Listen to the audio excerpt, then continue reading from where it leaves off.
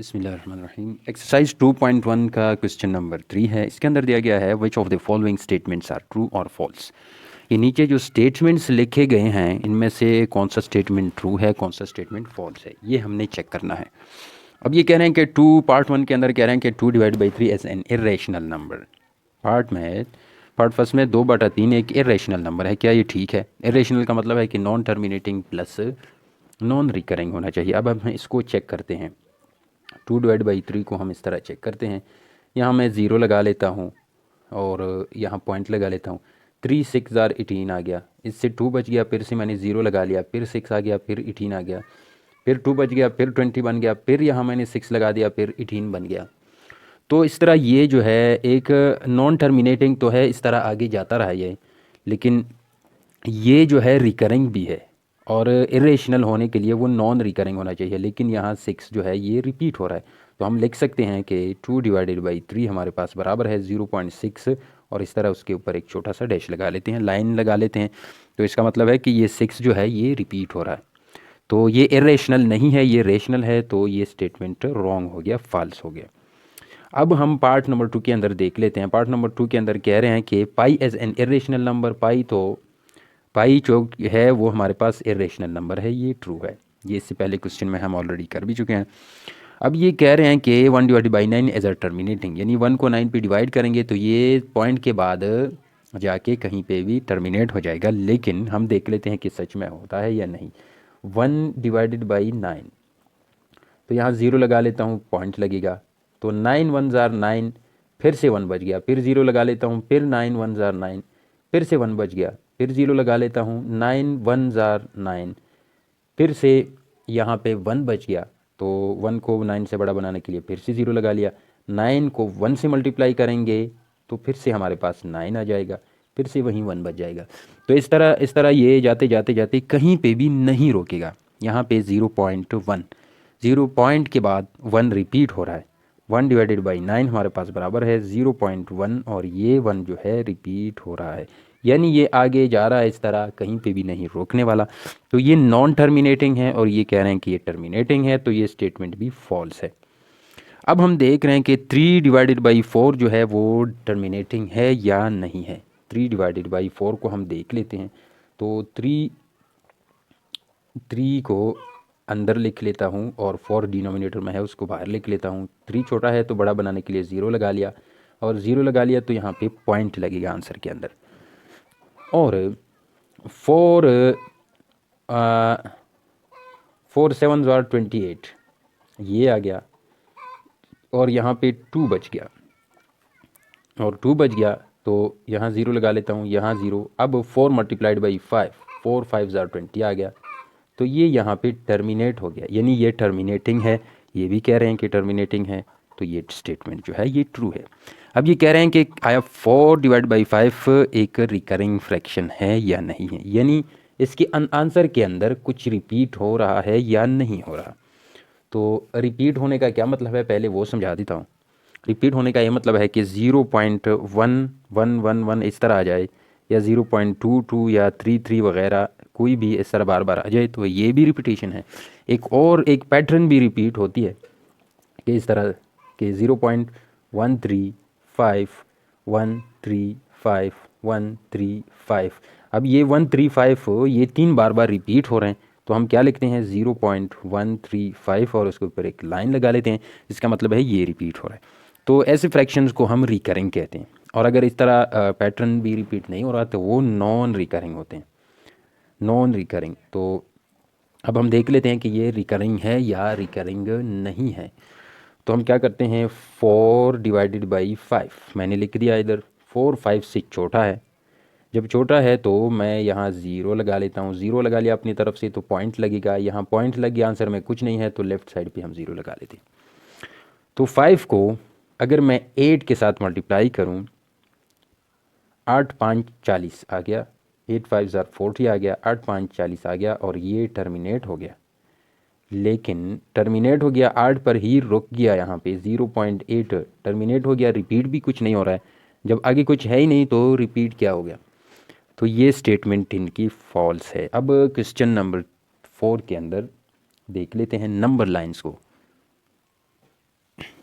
2.1 question number 4, represent the following numbers on a number line. नीचे ये जो parts के अंदर नंबर्स दिए गए हैं इनको हमने नंबर लाइन के ऊपर रिप्रेजेंट करना है। तो नंबर लाइन क्या है? सबसे पहली बात, नंबर लाइन हमारे पास, जैसे कि मैं इधर एक लाइन ड्रॉ कर रहा हूँ, ये एक हो गया लाइन। लाइन के सेंटर में, इसके दरमियान इसके जो सेंटर पॉइंट है यहाँ पे मैंने ज़ीरो लिख दिया। ज़ीरो के जितने भी राइट साइड पे जितने भी नंबर्स आते हैं वो प्लस प्लस होंगे, 1 2 3 4 5 6 7 8 वगैरह। तो ये नंबर सारे प्लस प्लस नंबर्स कहलाते हैं, यानी पॉजिटिव एंटीजर्स कह सकते हैं। और नंबर लाइंस के ज़ीरो के लेफ़्ट साइड पे हमारे पास होते हैं नेगेटिव नंबर्स, -1 -2 -3 वगैरह वगैरह। अब इनको हमने कैसे नंबर लाइन के ऊपर रिप्रेजेंट करना है, यहाँ पे हमें किसी नंबर के अंदर अगर माइनस, इस तरह का माइनस नहीं दिया गया है, इसका मतलब है ये नंबर सारे पॉजिटिव हैं। और इनके लिए हमें चाहिए ज़ीरो और उसके साथ ये राइट वाला हिस्सा। और जिन नंबर के साथ ये माइनस दिया गया है उसके लिए हमें चाहिए ज़ीरो और उसके साथ ये लेफ़्ट वाला हिस्सा, यानी नेगेटिव नंबर वाला हिस्सा। अब पार्ट नंबर 1 को हम नंबर लाइन के ऊपर कैसे ज़ाहिर करेंगे? तो हर पार्ट के लिए आप लोगों ने सेम प्रोसेस करना है जैसे हम फर्स्ट पार्ट के लिए कर रहे हैं। पार्ट नंबर लिख लें, फिर ये लिख लें, उसके बाद सॉल्यूशन लिख लें और नंबर लाइन का हेडिंग दे के नंबर लाइन के ऊपर रिप्रेजेंट करें। लेकिन याद रखें, अब ये चूंकि हमें नेगेटिव नहीं है, यानी इसका मतलब है हमें ज़ीरो और उसका पॉजिटिव साइड उसके साथ चाहिए नंबर लाइन का। तो मैं इधर एक सिंपल सी लाइन ड्रॉ करता हूँ। तो ये मैंने एक लाइन, सॉरी ये थोड़ा इसको ठीक से ड्रॉ करूँ। तो ये मेरे पास एक स्ट्रेट लाइन है, मैंने लाइन ड्रॉ कर दी। तो ये मैंने ज़ीरो को यहाँ ले लिया। इसके लेफ़्ट साइड पे सारे नेगेटिव आएंगे, लेकिन पार्ट नंबर 1 के लिए हमें नेगेटिव नहीं चाहिए। तो मैं इसको यहाँ इस तरह एरो लगा लेता हूँ, इसका मतलब है ये इस तरफ जा रहा है। और इसको मैं राइट साइड पे यहाँ पे भी एक एरो लगा लेता हूँ।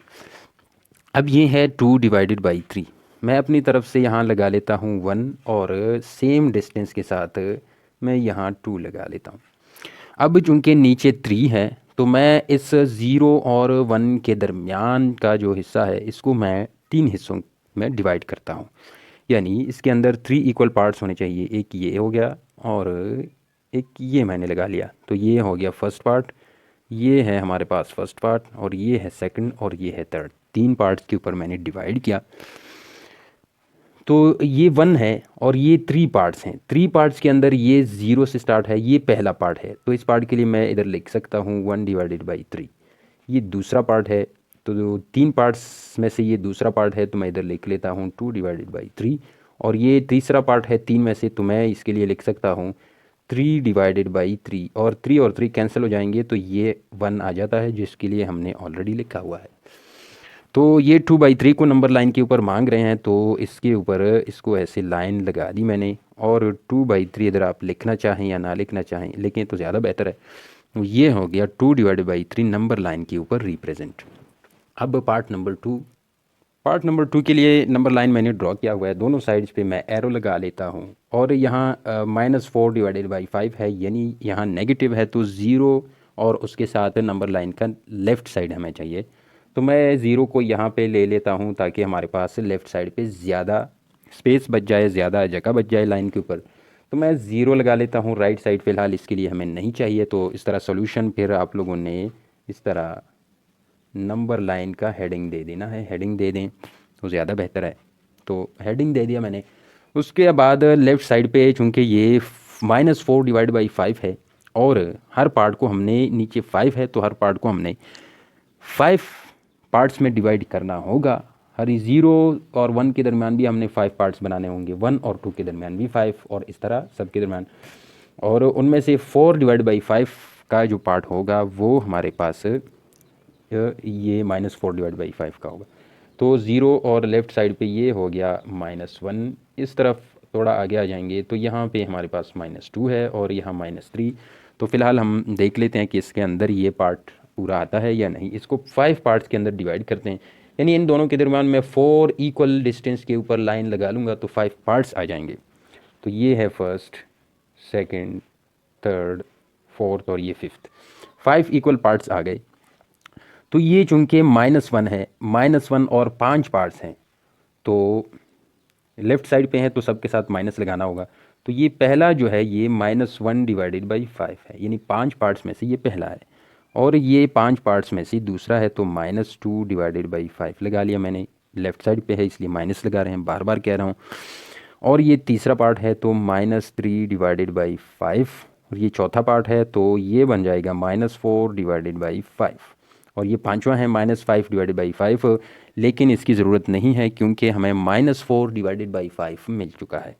तो इसको ऐसे रिप्रेजेंट कर सकते हैं कि ये है हमारे पास -4 डिवाइडेड बाई 5। अब पार्ट नंबर 3 के अंदर क्या दिया गया है, तो पार्ट नंबर 3 के लिए हम सिंपली जो है 0 के राइट साइड वाला ले लेते हैं।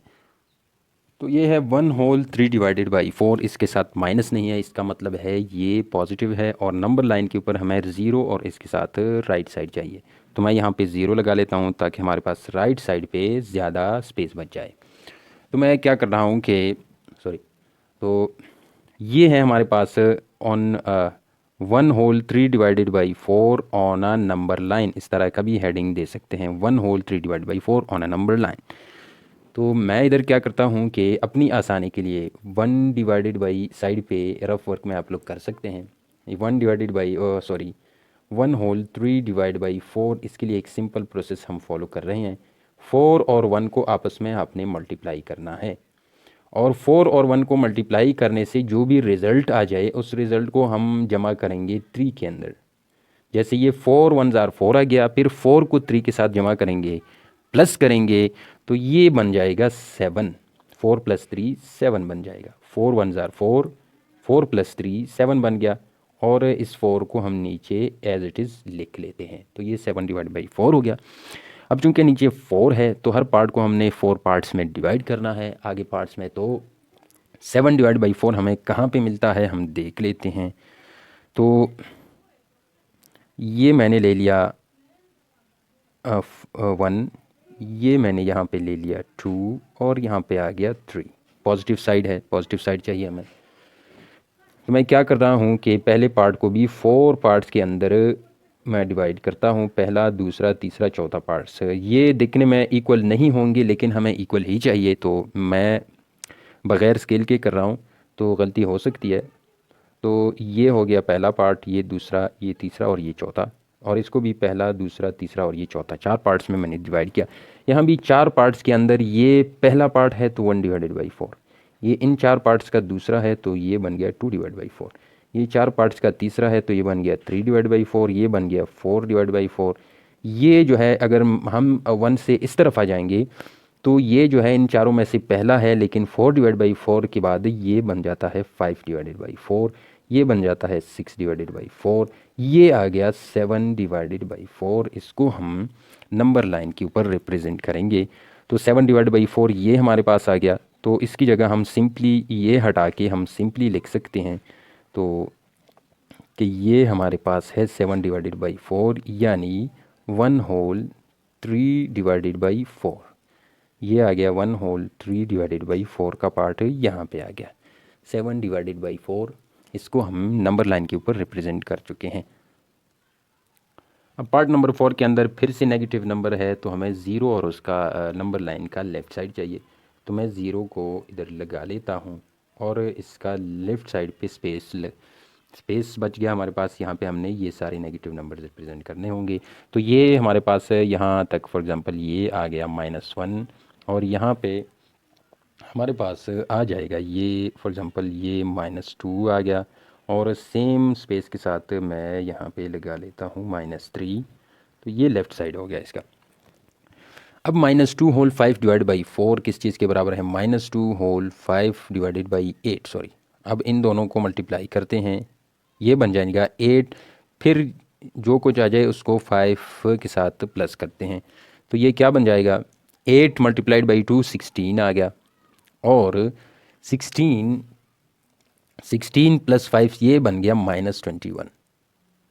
तो ये माइनस अपनी जगह पे 8 मल्टीप्लाइड बाई 2 16, 16 + 5 21, और 8 को नीचे एज इट इज़ लिख लेंगे, तो ये बन गया -21 डिवाइडेड बाई 8। अब 21 को डिवाइड बाई 8 को नंबर लाइन पे कैसे रिप्रेजेंट करेंगे, जो इसका नंबर लाइन के ऊपर आएगा वो इसी के बराबर होगा। तो अब इसको 8 पार्ट्स में डिवाइड करेंगे और इसको भी 8 में, इसको भी 8 पार्ट्स में डिवाइड करेंगे। तो यहाँ पे 8 पार्ट हो गए, 8 पार्ट्स हो गए, यहाँ पे 8 हो गए, तो टोटल 16 हो गए। तो मतलब 2 के इस तरफ भी हमें चाहिए, 2 और 3 के दरमियान के पार्ट्स भी चाहिए। तो इसको मैं 8 पार्ट्स में डिवाइड करता हूँ। 1 2 3 4 5 6 7, ये 8 पार्ट्स हो गए। 1 2 3 4 5 6 7, ये भी 8 पार्ट्स हो गए। 1 2 3 4 5 6 7, ये भी 8 पार्ट्स हो गए। ये हमारे पास 8 पार्ट्स हो गए। अब मैं 21 लेफ़्ट साइड पे 21 नंबर पे कौन सा पार्ट आ रहा है, first, second, third, fourth, fifth, sixth, seventh, eighth, ninth, 10th, 11th, 12th, 13th, 14th, 15th, 16, 17, 18, 19, 20, 21, ये हमारे पास आ गया 21st पार्ट। फिर से काउंट करते हैं। 1 2 3 4 5 6 7 8 9 10 11 12 13 14 15 16 17 18 19 20 21, ये आ गया हमारे पास 21वां। क्योंकि लेफ़्ट साइड पे है तो ये ऑलरेडी नेगेटिव है, तो ये बन गया -21 डिवाइडेड बाई 8 का पार्ट। लेफ़्ट साइड पे है, माइनस लगेगा, 21 डिवाइडेड बाई 8। लेकिन इसकी जगह हमने चूँकि इसको रिप्रेजेंट करना है और ये इस चीज़ के बराबर है, तो हम लिख सकते हैं -2 होल 5 डिवाइडेड बाई 8। ये रिप्रेजेंट हो गया नंबर लाइन के ऊपर। अब पार्ट नंबर 5 के अंदर फिर से हमारे पास पॉजिटिव नंबर है 2 होल 3 डिवाइडेड बाई 4। मैं इधर लिख लेता हूँ 2 whole 3 divided by 4 on number line. इसको हम नंबर लाइन के ऊपर रिप्रेजेंट करने वाले हैं। ये पॉजिटिव है तो ज़ीरो के राइट साइड पे हमें स्पेस चाहिए, तो मैंने ज़ीरो लगा लिया और राइट साइड पे मैंने स्पेस छोड़ दिया है। तो मैं क्या करता हूँ कि पहले यहाँ पे 2 होल 3 डिवाइडेड बाई 4 को कन्वर्ट करता हूँ, तो 2 मल्टीप्लाइड बाई 4 आ जाएगा और 2 प्लस, और फिर इसके अंदर 3 को प्लस करेंगे। 2 मल्टीप्लाइड बाई 4 8 आ गया, और फिर क्या करेंगे 8 प्लस 3 करेंगे तो ये 11 बन जाएगा, और इस 4 को अपनी जगह पे नीचे लगा लेंगे। अब हमने 11 डिवाइडेड बाई 4 को नंबर लाइन के ऊपर डिवाइड करना है। पहले पार्ट के अंदर 4 हिस्से, दूसरे पार्ट के अंदर 4 पार्ट्स, तो ये टोटल 8 बन गए। हमें 11 चाहिए, तो तीसरा भी हमें चाहिए। इसका मतलब है तो हमें चाहिए 1 2 और ये 3, ये तीनों हमें चाहिए। तो हम क्या कर रहे हैं, फर्स्ट पार्ट को 1 2 3, ये 4 हो गया, ये 1 ये 2 ये 3, ये बन गया 4, ये 1 ये 2 ये 3 और ये 4 बन गया। अब हम 11 तक काउंट करते हैं, ये ऊपर 11 है, तो 1 2 3 4 5 6 7 8 9 10 11। तो ये हमारे पास वो पार्ट है जहाँ 11 आ रहा है, और हर पार्ट को हमने 4 पार्ट्स में डिवाइड किया है, तो 11 डिवाइडेड बाई 4 बन जाएगा। तो अब 11 डिवाइडेड बाई 4 चूँकि हमारे पास इस चीज़ के बराबर है 2 होल 3 डिवाइडेड बाई 4, तो यहाँ पे मैं एक लाइन लगा लेता हूँ और लिख लेता हूँ कि ये मेरे पास है 2 whole 3 divided by 4 number line के ऊपर यहाँ है। तो इसको हम अभी हटा सकते हैं, अपनी आसानी के लिए लगा लिया था, तो आपको समझाने के लिए मैं लगा रहा हूँ, आपको बार बार लिखने हटाने की कोई ज़रूरत नहीं है। तो सिंपली आप यहाँ लिख लें 2 होल 3 डिवाइडेड बाई 4, ये बन गई representation on a number line.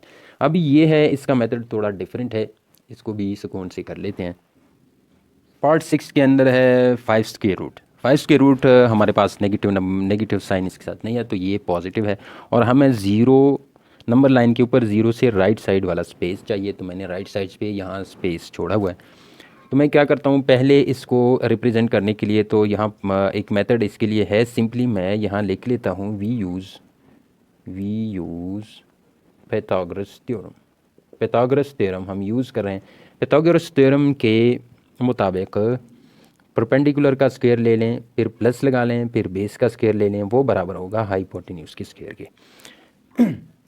तो मैं क्या कर रहा हूँ कि यहाँ पे हाइपोटेन्यूज मैं इसको लेता हूँ, मैंने इसको हाइपोटेन्यूज ले लिया, यानी कि मैं यहाँ कह सकता हूँ कि h is equal to 5 square root, ये 5 स्क्वायर रूट के बराबर हो गया।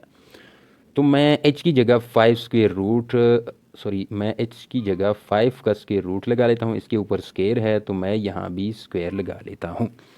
अब मैं यहाँ कुछ नहीं लगा रहा, ये इस साइड पे फ़िलहाल कुछ नहीं कर रहा हूँ, मैं यहाँ स्क्वायर रूट को कट कर रहा हूँ, तो ये बन जाएगा सिर्फ 5, और 5 किस चीज़ के बराबर है, अगर यहाँ हम सोचें तो वो बराबर है 1 + 4। अगर हम लिख लें तो कोई प्रॉब्लम नहीं होगी। तो 1 + 4 लिख लिया। अगर मैं इसको स्क्वायर फॉर्म में लिख लूँ तो 4 की जगह मैं 2 स्क्वायर लिख सकता हूँ, और 1 की जगह मैं अगर 1 स्क्वायर लिखूँ तो नो प्रॉब्लम। तो अब यहाँ पे चूंकि ये बन गया, लेकिन स्क्वायर स्क्वायर के अंदर हमें हाइपोटेन्यूज, परपेंडिकुलर और बेस दिए गए हैं, तो मैं कह सकता हूँ कि ये परपेंडिकुलर 1 के बराबर है और बेस 2 के बराबर है, और बेस के ऊपर हमने स्क्वायर लिया, उसके बाद वो 4 आ गया था। तो मैं कह सकता हूँ कि हाइपोटेन्यूज इज इक्वल टू 5 का square root, hypotenuse is equal to square root of 5, perpendicular is equal to 1 और बेस इज इक्वल टू 2। तो हम बेस को इस लाइन के ऊपर ले लेते हैं और परपेंडिकुलर को इस तरह वर्टिकली ले लेते हैं, तो ये हमारे लिए आसानी हो जाएगी। मैं नंबर लाइन के ऊपर, ये है फर्स्ट पार्ट, ये है सेकंड पार्ट और ये है थर्ड पार्ट, तो ये सेकंड पार्ट थोड़ा इस तरफ आ जाएगा, तो अब ठीक लग रहा है। तो अब ये मैंने 1 लिख लिया, ये 2 लिख लिया, ये है 3। तो बेस जो है इसको हम लाइन के ऊपर ले लेते हैं, बेस जो है 2 के बराबर है, तो मैं यहाँ सिंपली रेड लाइन से इसको रिप्रेजेंट कर रहा हूँ कि 0 से लेके 2 तक ये हमारे पास है बेस, यानी ये हमारे पास नंबर लाइन का 2 है, और परपेंडिकुलर 1 के बराबर है, यानी इस तरफ हमने 1 के बराबर लेना है। ये है हमारे पास 1 के बराबर हिस्सा, ये भी 1 के बराबर है, ये भी 1 के बराबर है, 2 और 3 के दरमियान भी 1 के बराबर है, सारे इक्वल हैं। तो इतना ही हिस्सा हमने वर्टिकली यहाँ पे ले लेना है। मैं कंसीडर कर लेता हूँ कि ये जो है वर्टिकली, ये पार्ट जो है इस फर्स्ट पार्ट के बराबर है या इसके बराबर है, तो ये है 1 और ये 2 आपस में मिला के 2 बन गया। तो मैं फिर क्या करता हूँ कि हेड टू टेल रूल के मुताबिक, ये हेड है, ये इसकी टेल है, तो मैं इसका रिजल्टेंट ड्रॉ करता हूँ टेल से लेके हेड तक। ये इसका रिजल्टेंट हो गया, ये बेस है, ये परपेंडिकुलर है जो कि 1 के बराबर है, बेस जो कि 2 के बराबर है, तो ये हाइपोटेन्यूज बन गया h, और जो कि हमारे पास बराबर है 5 स्क्वायर रूट के। अब ये हाइपोटेन्यूज यानी 5 स्क्वायर रूट, तो हमारे पास यहाँ पे इसकी लेंथ हमने फाइंड कर ली, लेकिन लाइन नंबर लाइन से ये ऊपर है, तो नंबर लाइन के ऊपर ये लेंथ कहाँ आएगी। तो हमने क्या करना है, इसको कंसीडर करें कि ये सेंटर ऑफ द सर्कल है, और ये इसको कंसीडर करें कि ये लाइन, ये एरो जो है इस तरह रोटेट कर रही है और एक सर्कल बना रही है। तो मैं क्या कर रहा हूँ, यहाँ पे उंगली रख के सेंटर पे इसको ऐसे रोटेट करता हूँ, तो ये हमारे पास कुछ इस तरह से यहाँ पे आ जाएगा। इस तरह मैं अगर इसको रोटेट करूँ तो नंबर लाइन के ऊपर ये यहाँ आएगा। इस तरह ये एरो जो है, अगर इसको सेंटर कंसीडर कर लें, तो इस एरो को मैं अगर इस तरह रोटेट करूँ तो ये कुछ इस तरह से सर्कल बन जाएगा इसका। इस तरह से ये इस तरह एक सर्कल टाइप बन जाएगा। तो नंबर लाइन के ऊपर इसको रोटेट करते हुए नंबर लाइन के ऊपर ये हमारे पास यहाँ पे आ गया।